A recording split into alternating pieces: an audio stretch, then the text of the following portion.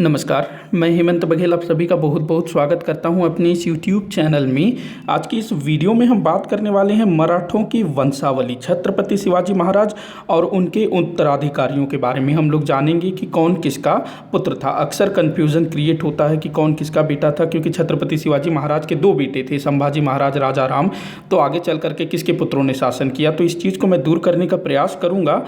तो वीडियो को आखिर तक देखिएगा, अच्छा लगे तो लाइक और शेयर जरूर करिएगा। तो चलिए शुरू करते हैं आज के इस टॉपिक को। छत्रपति शिवाजी महाराज के उत्तराधिकारी अथवा मराठों की वंशावली। छत्रपति शिवाजी महाराज ने मराठा साम्राज्य की स्थापना की और इनकी मृत्यु हो जाती है सन 1680 में। इस समय मात्र ये 53 वर्ष के कुछ थे, उस समय इनकी मृत्यु हो जाती है।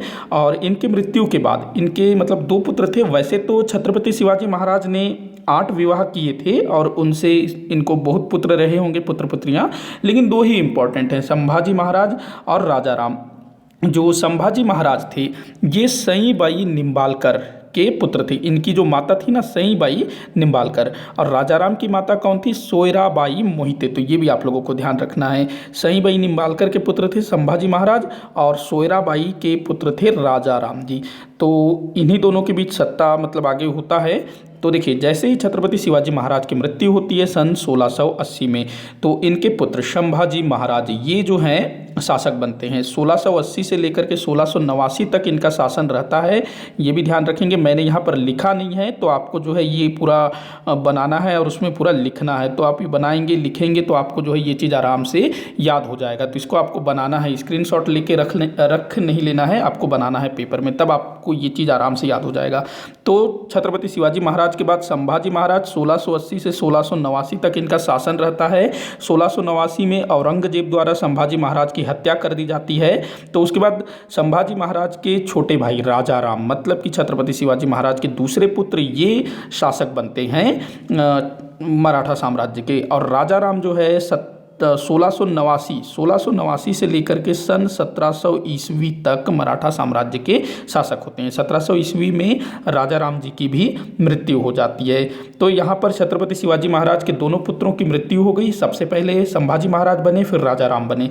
राजा राम की मृत्यु सन 1700 में हो गई। तो उसके बाद राजा राम के बाद उनके अल्पवयस्क बेटे, जिसका नाम था कर्ण, यहाँ मैंने लिखा नहीं है कर्ण, इसको जो है राजा बनाया जाता है, लेकिन इसको जो है चेचक आ जाता है, जिससे जल्दी ही इसकी मृत्यु हो जाती है। तो इसका नाम भी आप लोगों को याद रखना है, कर्ण के विषय में भी।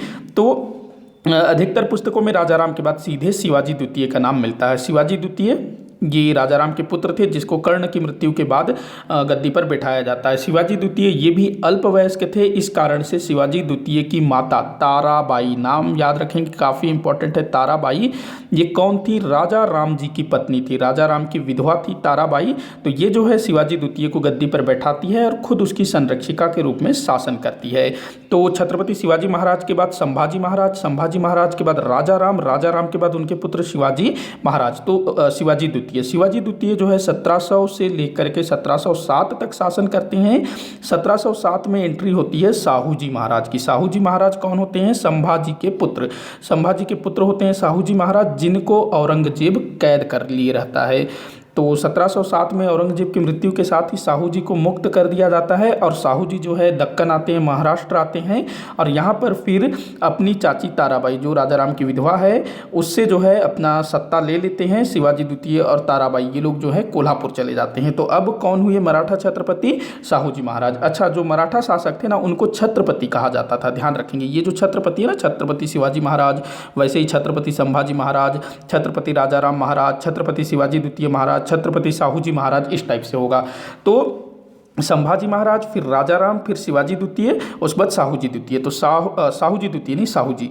तो साहूजी कब छत्रपति बने, 1707 में। तो 1707 से 1749 तक ये जो है मराठा छत्रपति होते हैं। 1749 में साहू जी की भी मृत्यु हो जाती है। अब समस्या ये आती है कि साहू जी के कोई संतान नहीं होते हैं, तो उत्तराधिकार का प्रश्न उत्पन्न होता है। तो यहाँ क्या होता है कि जो राजा राम की विधवा होती है ताराबाई, वही ताराबाई जिसने शिवाजी द्वितीय को छत्रपति बना दिया था और खुद उसकी संरक्षिका बन गई थी। तो ताराबाई जो है साहू जी की मृत्यु से पहले उनके पास एक बच्चे को लेकर के जाती है जिसका नाम होता है राजा राम।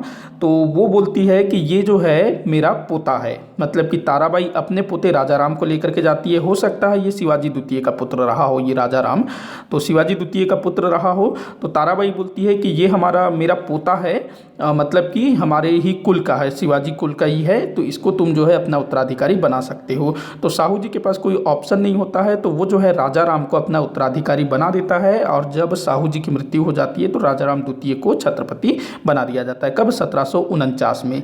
तो राजा राम द्वितीय के समय में ही संगोला की संधि हुई थी और इस संधि के तहत जो शक्तियां हैं वो पेशवा के पास चली जाती है और जो छत्रपति है वो धीरे धीरे कमजोर होता चला जाता है, शक्तिहीन होता चला जाता है। तो ये भी इंपॉर्टेंट चीज़ है, याद रखना है आप लोगों को। वैसे मैं बता दूं कि पूरा का पूरा मराठा साम्राज्य इन सब के बारे में मैंने डिटेल से पढ़ाया हुआ है, मेरे चैनल के प्लेलिस्ट में आप लोगों को मिल जाएगा। तो साहू जी के बाद कौन हुआ छत्रपति? राजा राम द्वितीय। राजा राम द्वितीय को राम राजा भी कहा जाता है, ध्यान रखेंगे। तो राजा राम द्वितीय, इसका शासनकाल कब से कब तक था? तो 1749 से लेकर के 77 तक, 1749 से 1777 तक ये जो है छत्रपति रहा। इसके बाद राजा राम द्वितीय के बाद इसका बेटा हुआ जिसका नाम था साहू जी द्वितीय। साहू जी द्वितीय जो है 1707 से लेकर के 1808 तक ये छत्रपति होता है। 1777 से 1808 तक साहू जी द्वितीय शासन करते हैं। साहू जी द्वितीय की मृत्यु के बाद उसका पुत्र प्रताप सिंह, ये जो है 1808 से 1819 तक शासन करता है प्रताप सिंह। उसके बाद प्रताप सिंह का कोई पुत्र नहीं होता है, निसंतान होता है। तो ये क्या करता है, अप्पा साहब को गोद ले लेता है और अप्पा साहब को गोद ले लेता है, दत्तक पुत्र होता है अप्पा साहब। और अप्पा साहब के समय ही जो डलहौजी है ना, ब्रिटिश ईस्ट इंडिया कंपनी का गवर्नर जनरल जिसने हड़प नीति चला रखी थी, तो अप्पा साहब का जो राज्य होता है, जो सातारा होता है, उसको हड़प लिया जाता है। क्योंकि अप्पा साहब के भी कोई पुत्र नहीं होते हैं तो वो भी एक बच्चे को गोद लिए हुए होते हैं। और डलहौजी की हड़प नीति क्या होती है कि कोई भी राजा जो है किसी बच्चे को गोद नहीं ले सकता, अगर गोद लेना है तो अंग्रेजों से परमिशन लेनी होगी। तो अप्पा साहब को पर आरोप लगाया जाता है कि आपने हमसे बिना पूछे बच्चे को गोद लिया। तो डलहौजी द्वारा सातारा के राज्य को हड़प लिया जाता है। ये भी प्रश्न अक्सर पूछा जाता है कि डलहौजी के हड़प नीति के तहत प्रथम राज्य कौन सा था जो ब्रिटिश साम्राज्य में मिलाया गया, तो वो यही सातारा था, छत्रपति शिवाजी महाराज वाला। ध्यान रखना है आप लोगों को। तो एक बार मैं फिर से रिपीट कर देता हूँ, छत्रपति शिवाजी महाराज के बाद संभाजी महाराज जो छत्रपति शिवाजी महाराज के बेटे थे, उसके बाद राजा राम जो छत्रपति शिवाजी महाराज के बेटे और संभाजी के भाई थे, उसके बाद शिवाजी द्वितीय जो कि राजा राम के बेटे थे, उसके बाद साहू जी कौन थे? संभाजी के बेटे।